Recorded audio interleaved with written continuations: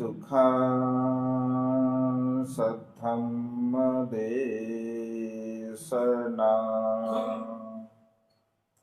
सुखा संघससामग्गी समगानं तपो सुखो। विश्ववंदनीय विश्वशांतीदूत प्रज्ञाशील समाधीचे उद्गाता महान करुणावान करुणेचा सागर तथागत सम्यक समृद्ध तथागतांचा पावन पवित्र सद्धम्म, त्या सद्धम्माचा सातत्याने प्रचार आणि प्रसार करणारा सदा पूजनीय भिक्खू संघ, बुद्ध धम्म आणि संघ या महान तीन रत्नाचे आम्हा सर्वांना माहिती करून देणारे, आम्हा सर्वांचा आधारस्तंभ भारतीय घटनेचे शिल्पकार बोधिसत्व गुणपेतांग डॉक्टर बाबासाहेब आंबेडकर यांच्या धम्मक्रांतीमध्ये शेवटच्या श्वासापर्यंत समर्पित राहतो।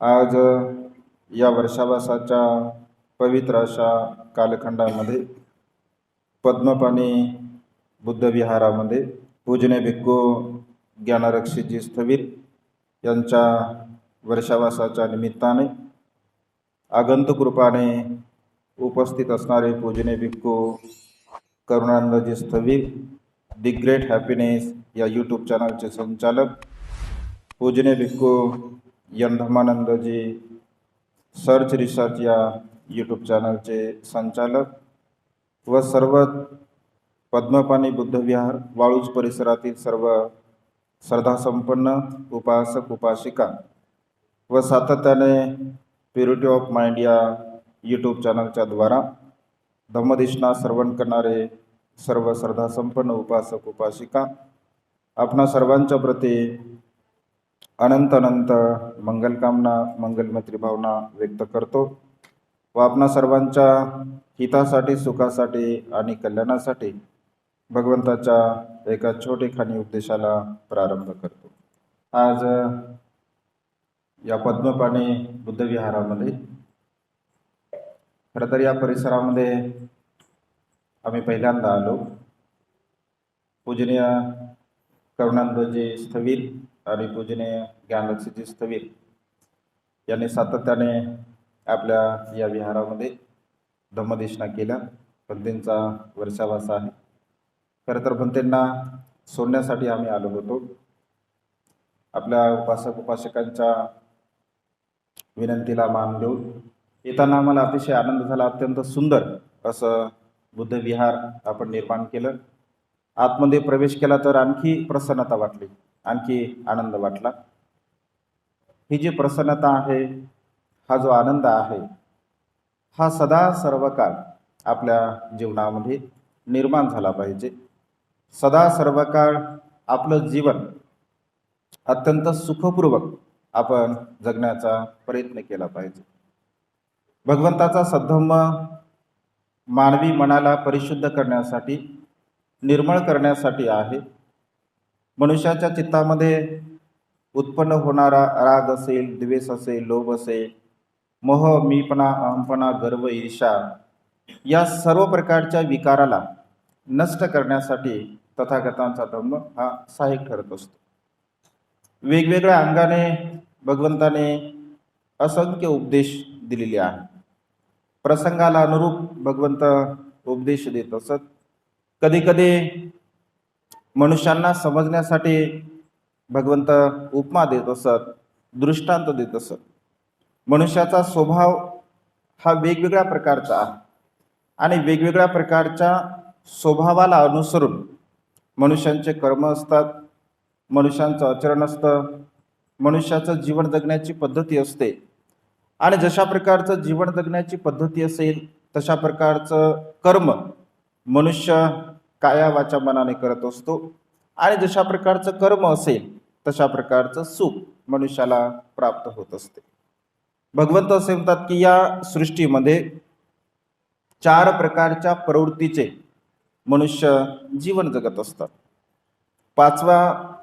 पाचवा प्रकार किंवा पाचवी प्रवृत्ती भगवंताने सांगितली नाही। उदाहरण देऊन भगवंत अनेक उपदेश स्पष्ट करत असत. भगवंत असे म्हणतात की या संसारामध्ये वेगवेगळ्या प्रकारची फळं असतात, वेगवेगळ्या प्रकारची झाडं असतात, फुलं असतात, वृक्ष असतात, आणि त्याचा दृष्टांत कधी कधी भगवंताने मनुष्याच्या मानसिक प्रवृत्तीला अनुसरून दिलेला आहे.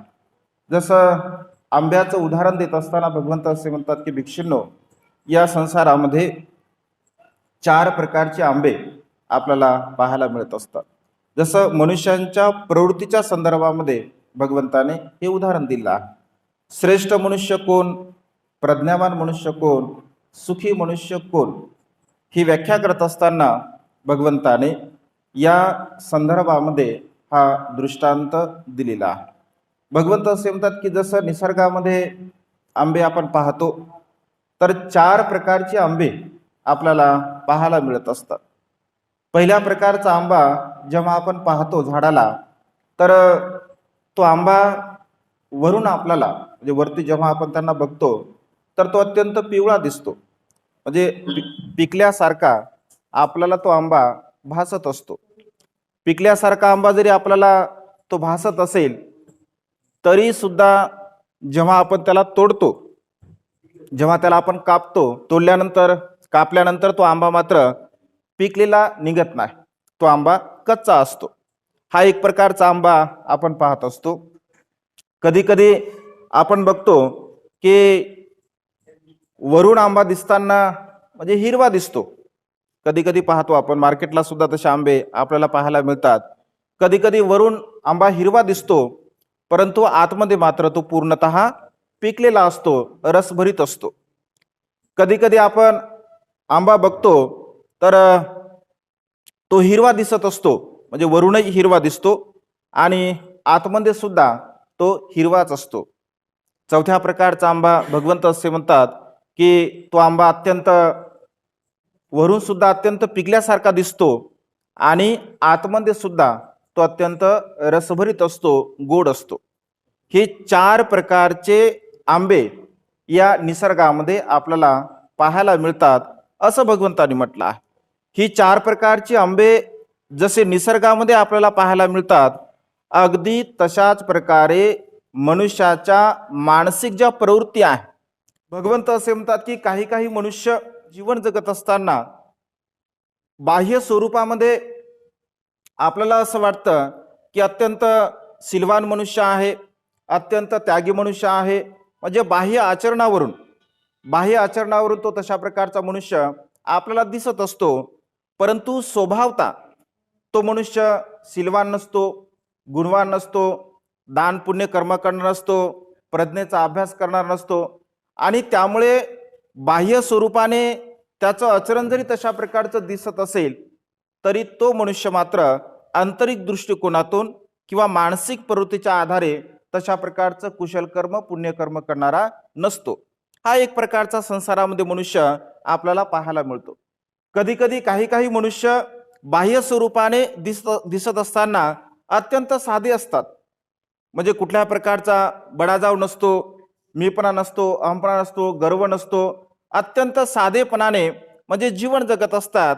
आणि पाहता क्षणी त्यांना असं वाटतं की हा मनुष्य एकदम साधा आहे. परंतु मानसिक प्रवृत्तीने अशा प्रकारचा मनुष्य अत्यंत सिलवान असतो, अत्यंत गुणवान असतो, सदाचारी असतो, नीतिवान असतो. या दुसऱ्या प्रकारामध्ये हा मनुष्य जीवन जगत असतो. तिसऱ्या प्रकारामध्ये भगवंत असे म्हणतात की बाह्य स्वरूपाने जरी एखादा मनुष्य दिसण्यासाठी जरी चांगला नसेल किंवा त्याचं वागणं नसेल, आचरण नसेल, त्याचप्रमाणे त्याचं आंतरिक सुद्धा जे मन आहे किंवा मानसिक अवस्था आहे तर ती मानसिक अवस्था सुद्धा तशाच प्रकारची असते जसं की बाह्य त्याचं आचरण असतं. चौथ्या प्रकारचा मनुष्य भगवंत सांगताना असे म्हणतात की तो मनुष्य बाह्य स्वरूपाने सुद्धा अत्यंत चांगल्या प्रकारचा त्यांचा व्यवहार असतो, चांगल्या प्रकारचं तो जीवन जगत असतो, आणि मानसिक दृष्टिकोनातून आंतरिक दृष्टिकोनातून तो अत्यंत सिलवान असतो, गुणवान असतो, सदाचारी असतो. भगवंत असे म्हणतात की या संसारामध्ये जो चौथ्या प्रकारचा मनुष्य आहे, ज्याला जैसा बोले तैसा चाले असं आपण म्हणत असतो, म्हणजे जशा प्रकारचा एखादा मनुष्य बोलतो, वागतो, चालतो, जीवन जगतो, अगदी तशाच प्रकारे त्याची मानसिक प्रवृत्ती सुद्धा तशाच प्रकारची असते. मानसिक दृष्टिकोनातून त्याचं आचरण सुद्धा तशाच प्रकारचं असतं. भगवंत असे म्हणतात की मनुष्याला या संसारामध्ये जर सुखपूर्वक जीवन जगायचं असेल, मनुष्याला आपल्या जीवनामध्ये दुःखमुक्तीच्या मार्गाकडे जर वाटचाल करायची असेल, तर बाह्य जे काही आपलं आचरण आहे त्या बाह्य आचरणापेक्षा आंतरिक आचरणाला आपण अत्यंत महत्वाचं स्थान दिलं पाहिजे. म्हणजे आपल्या मनाला परिशुद्ध करण्यासाठी, आपल्या मनाला निर्मळ करण्यासाठी, आपल्या मनातील सर्व प्रकारचे विकार नष्ट करण्यासाठी, दूर सारण्यासाठी आपण अत्यंत शुद्ध स्वरूपामध्ये धम्माचं अनुसरण केलं पाहिजे, धम्माचं आचरण केलं पाहिजे. मग धम्माचं आचरण करण्यासाठी आपण काय केलं पाहिजे? धम्माचं आचरण करण्यासाठी आपण कुठल्या प्रकारचा मार्ग अनुसरण केला पाहिजे, किंवा आपल्या जीवनामध्ये माझं स्वतःचं वैयक्तिक जीवन अत्यंत सुखपूर्वक व्हावं, मी अत्यंत सुखी, समाधानी आणि आनंदाने जीवन जगावं असं प्रत्येक मनुष्याला जर वाटत असेल, तर भगवंत असे म्हणतात की 3 प्रकारचे कुशल कर्म आपण सदा सर्व काळ आपल्या जीवनामध्ये केले पाहिजे. इथे कुठल्या जातीचा संबंध नाही, इथे कुठल्या धर्माचा, वंशाचा, संप्रदायाचा संबंध नाही. ज्या मनुष्याला माझं स्वतःचं जीवन सुखपूर्वक असावं, मी अत्यंत सुखपूर्वक जीवन जगावं असं ज्या मनुष्याला वाटतं, तर त्या मनुष्याने 3 प्रकारचे कर्म सदा सर्व काळ आपल्या जीवनामध्ये करण्याचा प्रयत्न करावा असं भगवंताने म्हटलं आहे.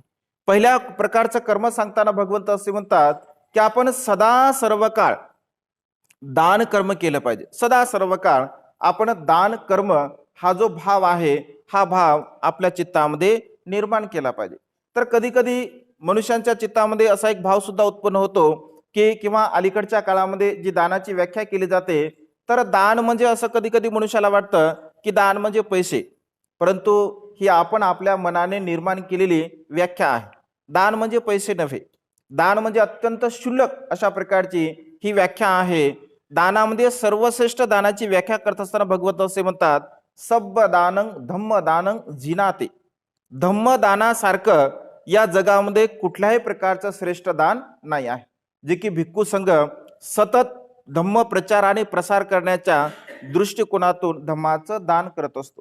भगवंताने 45 वर्षापर्यंत या लोकांच्या हितासाठी, सुखासाठी आणि कल्याणासाठी धम्माचं दान केलं. अहोरात्रपणे भिक्खू संघ धम्माचं दान करत असतो. आता अलीकडच्या काळामध्ये किंवा भगवंताच्या काळामध्ये सुद्धा असे अनेक उपासक उपासिका होत्या की ते सुद्धा धम्माचं दान करत असत, ते सुद्धा लोकांना उपदेश करत असत. आणि ज्याप्रमाणे भगवंताचा उपदेश श्रवण केल्यानंतर लोकांच्या मनामध्ये धम्म बीज निर्माण होत असे, अगदी तशाच प्रकारे उपासक उपासिकांनी सुद्धा धम्म उपदेश केल्यानंतर लोकांच्या मनामध्ये धम्म बीज निर्माण होत असे.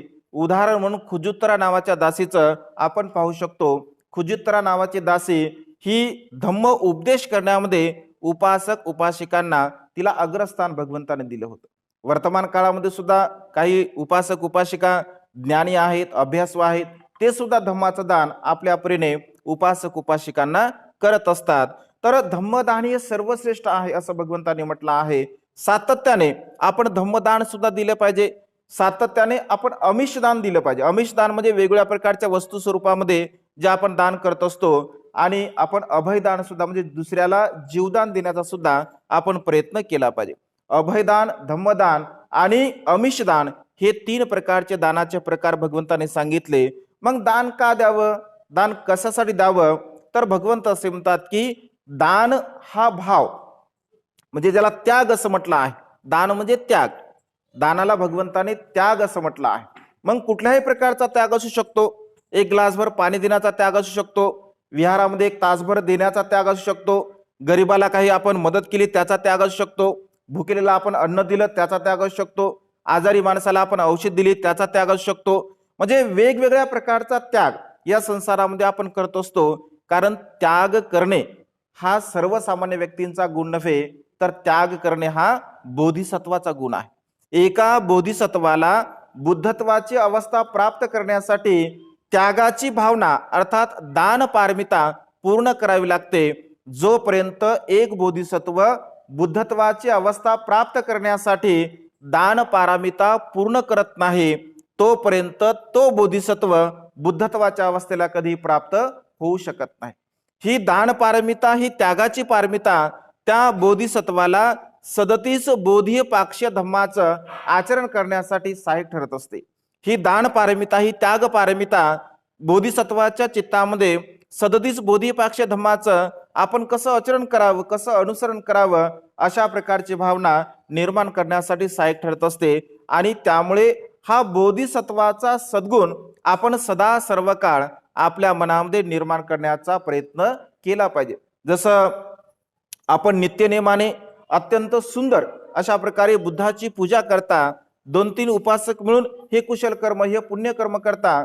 बुद्धाची फुलाने पूजा करणे हे महान आणि असीम असं पुण्यकर्म, कुशल कर्म आपल्या जीवनामध्ये आहे. फुलाने आपण जी पूजा करतो, या फुलाने पूजेला आपण सहज आणि साधं समजलं नाही पाहिजे.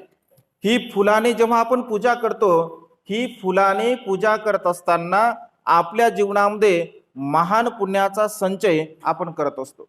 जर आपल्या चित्तामध्ये 3 रत्नांच्या प्रती जर दृढ श्रद्धाभाव असेल आणि दृढ श्रद्धाभाव निर्माण करत असताना जर आपलं चित्त अत्यंत मृदू, कोमल, मैत्रीयुक्त, निर्मळ, परिशुद्ध या भावनेने जर आपण भगवंताची पूजा करत असेल, तर आपल्या जीवनामध्ये महान आणि असीम पुण्याचा लाभ आपण करू शकतो. सुमन माळ्याचं उदाहरण बौद्ध साहित्यामध्ये आपल्याला पाहायला मिळते. जेव्हा तो फुलं आणण्यासाठी जातो, परंतु भगवंत जेव्हा त्याला समजतं की भगवंत या नगरामध्ये येत आहेत आणि नगरामध्ये येत असताना या फुलाने आपण भगवंताची पूजा केली पाहिजे. म्हणजे त्याग भाव कशा प्रकारे असतो, त्यागाची भावना मनुष्याच्या चित्तामध्ये कशा प्रकारची असते, जेव्हा त्याला समजतं की भगवंत येत आहेत, आपण भगवंताची पूजा करावी. राजघराण्यामध्ये राजाकडे राणीला फुलं द्यायच्या असतात, परंतु जेव्हा भगवंत येतात तो असा विचार करतो की आज मला ही संधी आहे, भगवंत भिक्खू संघ माझ्या समोर येत आहे आणि मी या फुलाने जर भगवंताची पूजा केली तर माझ्या जीवनामध्ये अनंत आणि असीम पुण्याचा मी लाभ करणार आहे. भलेही ही फुलं मी राजदरबारामध्ये न दिल्यामुळे राजा मला दंड सुद्धा देऊ शकतो, राजा मला माझी हत्या सुद्धा करू शकतो, मला फाशीची शिक्षा सुद्धा सुनावू शकतो, मला या देशातून तो काढून सुद्धा देऊ शकतो. म्हणजे त्यागाची भावना कशी आहे बघा. एकीकडे जर हे फुलं आपण राजघराण्यामध्ये, राजदरबारामध्ये दिले नाही तर आपलं जीवन संपू शकते, ही एक भावना आहे. आणि दुसरी भावना, या फुलाने जर मी भगवंताची पूजा केली तर माझ्या जीवनामध्ये महान आणि असीम पुण्याचा मी संचय करू शकतो. तर स्वतःच्या जीवाची पर्वा न करता सुमन माळी भगवंताची 7 टोपली फुलाने पूजा करत असतो. आणि पूजा केल्यानंतर भगवंत उपदेश करतात. उपदेश केल्यानंतर त्याचं मन प्रसन्न होते, आनंदी होते. आणि जेव्हा तो आपल्या घरी जातो तर नित्यनेमाने पत्नी जे दररोज तो फुलं देत असतो, तर पत्नी फुलाचे पैसे कदाचित रोज मागत असेल आणि त्यामुळे लगेच दारावर गेल्यानंतर ती म्हणते की द्या पैसे. तर तो सांगतो पूर्ण ही घटना की आज मी राजदरबारामध्ये फुलं काही दिले नाही आहे, तर त्या फुलाने मी भगवंताची पूजा केली. तर भगवंत असे म्हणतात की कधी कधी मनुष्याची मानसिक प्रवृत्ती जी आहे, दान पुण्यकर्म करण्यामध्ये, शील पालन करण्यामध्ये, प्रज्ञेचा अभ्यास करण्यामध्ये पती पत्नी समान विचाराचे असणं अत्यंत गरजेचं आहे. जर पती दान पुण्य करत असेल आणि पत्नी जर त्या दानामध्ये सहभागी होत नसेल तर ती त्या कुशल कर्मामध्ये सहभागी होऊ शकत नाही किंवा पुण्यकर्म करू शकत नाही. एवढं मोठं महान सुमन माळ्याने पुण्यकर्म केलं, कुशल कर्म केलं, सम्यक संबुद्धाची प्रत्यक्ष पूजा केली. आणि जेव्हा घरी जातो तर पत्नी म्हणते की माझा सत्यानाश केला, तुम्ही भगवंताची पूजा केली, आता राजाला तुम्ही काय सांगणार आहात, राजा तुम्हाला दंड देणार आहे. तुम्ही केलेलं कुशल कर्म असो किंवा अकुशल कर्म असो, माझा त्याच्यामध्ये काही सहभाग नाही आहे, तुमच्या या दान पुण्यामध्ये मी सहभागी होऊ शकत नाही. आणि लगेच ती राज दरबारामध्ये जाते, राजांना सांगते की महाराज, माझ्या पतीने आपल्याला देणारी फुलाने भगवंताची पूजा केली, या कुशल कर्म असो किंवा अकुशल कर्म असो, माझा त्याच्यामध्ये सहभाग नाही आहे. राजा बिंबिसार हा श्रोता पण नसतो, तो स्मित हास्य करतो आणि मनामध्ये विचार करतो किती मूर्ख स्त्री आहे. एवढं मोठं पतीने आपल्या कुशल कर्म केलं, पुण्यकर्म केलं, सम्यक संबुद्धाची पूजा केली आणि हिच्या चित्तामध्ये अशा प्रकारचा भाव निर्माण झालेला आहे. तर तो म्हणतो ठीक आहे, तुला जे काही करायचं ते कर. जेव्हा सुमनमाळ्याला बोलवलं जातं आणि सुमनमाळ्याला बोलवल्यानंतर संपूर्ण तो हकीकत सांगतो, राजा अत्यंत प्रसन्न होतो, प्रमुदित होतो, आनंदी होतो आणि त्यांना म्हणतो की आजपासून तू जे कुशल कर्म केलं, तुझे हे पुण्यकर्म केलं, या पुण्यकर्मामध्ये, या कुशल कर्मामध्ये माझा सुद्धा सहभाग असू दे. हे पुण्यकर्मामध्ये मी सुद्धा सहभागी आहे आणि 7 दिवसापर्यंत मी तुला माझं राज्य देतो. 7 दिवसापर्यंत भगवंताची तू पूजा करावी आणि 7 दिवस असं म्हटलं आहे की सुमनमाळी भगवंताची भिक्खू संघाची पूजा करत असतो. म्हणजे एवढं महान आणि असीम असं, ज्याला दिठ्ठ धम्म वेदनीय कर्म असं म्हटलं आहे. तात्काळ फळ देणारं कर्म, कर्म केल्याबरोबर ज्याचं फळ मिळते त्याला दिठ्ठ धम्म वेदनीय कर्म असं म्हटलं जातं. ती फार मोठी स्टोरी आहे, तर कधीतरी भंतेजी तुम्हाला ते सांगतील. पूर्ण वेळेच्या अभावी मी शॉर्टकट मध्ये सांगितलं. मला सांगायचा उद्देश आहे की त्यागाची जी भावना आहे, ज्याला दान असं म्हणतात, ही त्याग भावना, कारण त्याने जो त्याग केला, माझा मृत्यू झाला तरी चालेल, मला शिक्षा दिली तरी चालेल, परंतु आज जी भगवंताची फुलाने मी जी पूजा करत आहे, याद्वारा उत्पन्न होणारे जे कुशल कर्म आहे, पुण्यकर्म आहे, ते मात्र महान आहे. आणि त्यामुळे आपण भगवंताची जेव्हा पुष्पाने पूजा करत असतो, बाबासाहेबांना जेव्हा आपण आहार अर्पण करत असतो, तर आपल्या चित्तामध्ये कृतज्ञ भाव, बाबासाहेबांच्या प्रती कृतज्ञ भाव असला पाहिजे आणि भगवंताच्या प्रती जे अनित्य भगवंताने जी भावना सांगितली आहे, तर ती अनित्य भावना आपण आपल्या चित्तामध्ये जागरूक केली पाहिजे आणि सातत्याने आपण अशा प्रकारे भगवंताची पूजा केली पाहिजे. कारण भगवंताची पूजा करणे महान आणि असीम असं आपल्या जीवनामध्ये एक पुण्याचं कर्म असतं, कुशल कर्म असतं.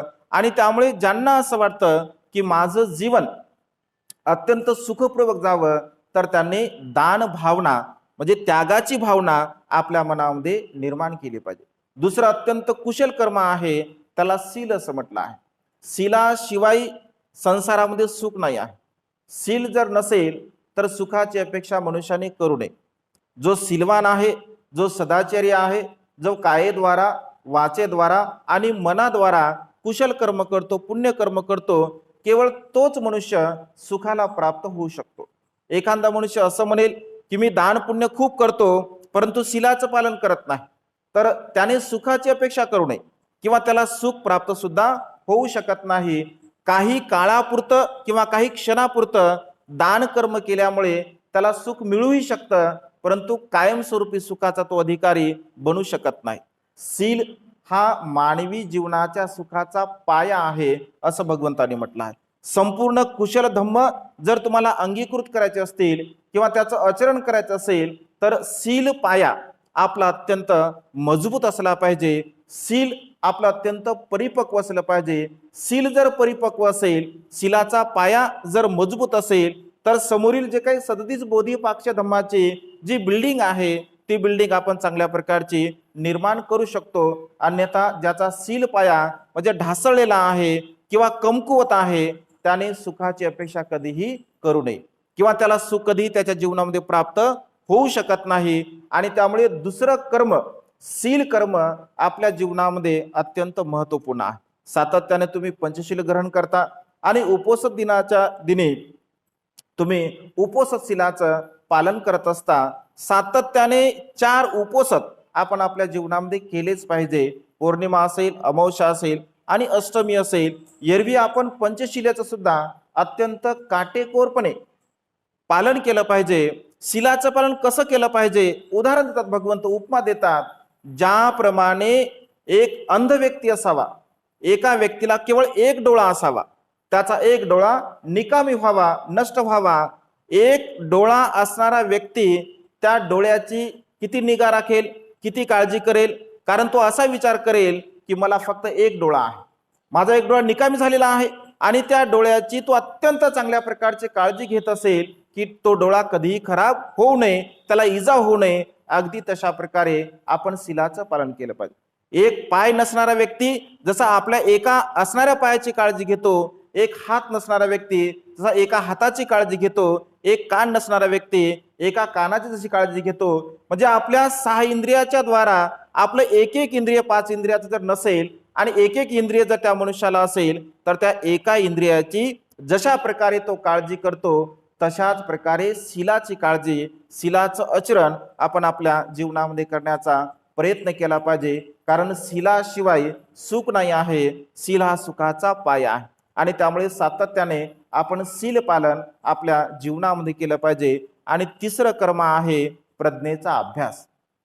आपल्या मनाला परिशुद्ध करण्यासाठी आपण 1 मिनिटं, 2 मिनिटं, 5 मिनिटं, 10 मिनिटं, 20 मिनिटं, 1 तास, 2 तास, जशा प्रकारे आपल्या मनाची मानसिकता असेल किंवा जशा प्रकारे आपलं चित्त स्थिर होत असेल तेवढ्या वेळापर्यंत आपण आनापानसतीची भावना करावी, आपण विपश्यनेची भावना करावी. कारण जोपर्यंत आपण आपल्या मनाला एकाग्र करत नाही, जोपर्यंत आपण आपल्या मनाला परिशुद्ध करत नाही, निर्मळ करत नाही, तोपर्यंत कधीही आपल्या जीवनामध्ये आपण जे पुण्य कर्म करतो, कुशल कर्म करतो, त्याचं फळ निर्माण होऊ शकत नाही. आणि त्यामुळे मन हे अत्यंत महत्वपूर्ण आहे. मनोपुबंगमा धम्मा मनो सेठा मनोमया मनसाचे पद उठेन भासती वा करोती वा ततोनं दुःख मनवेती चक्कं वह वहतो पदं ततोनं सुख मनवेती छाया व अनपायने, असं भगवंताने म्हटलं आहे. मनुष्य जर अकुशल कर्म करत असेल, मनाच्या द्वारा मनामध्ये अकुशल भाव, वाईट विचार, दुष्ट भाव निर्माण करत असेल तर त्या मनुष्याचा पाठलाग दुःख तसंच करतं जसं बैलांच्या पायाचा पाठलाग गाडीची चाके करत असतात. मनुष्य जर कुशल कर्म करत असेल, पुण्य कर्म करत असेल, आपल्या मनामध्ये सदा सर्व काळ चांगला विचार उत्पन्न करत असेल तर त्याच्यासोबत सुख तसंच असतं जसं स्वतःची सावली त्याला कधी सोडून जाऊ शकत नाही. आणि त्यामुळे सातत्याने या 3 कुशल कर्माला आपण आपल्या जीवनामध्ये धारण करण्याचा प्रयत्न केला पाहिजे. दान पुण्य आपण केलं पाहिजे, शील पालन आपण केलं पाहिजे आणि प्रज्ञेचा अभ्यास केला पाहिजे. भगवंत असे म्हणतात की या संसारामध्ये ज्याप्रमाणे 4 प्रकारच्या मी उपमा सांगितल्या आहे तर त्या 4 प्रकारच्या प्रवृत्तीचे मनुष्य आपल्याला पाहायला मिळत असतात.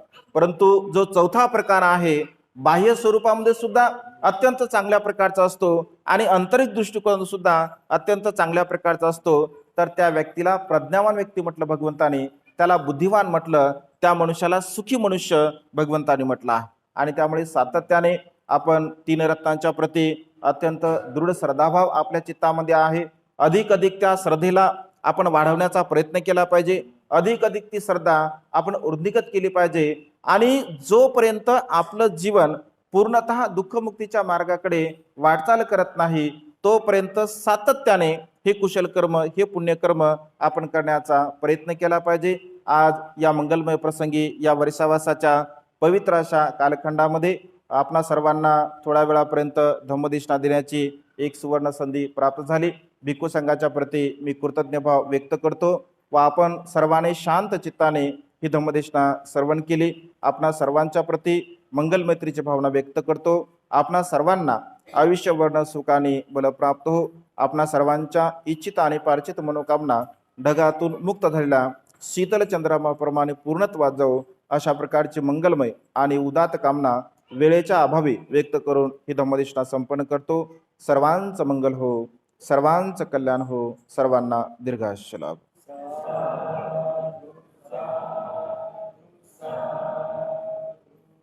बुद्धं नमामि, धम्मं नमामि, संघं नमामि.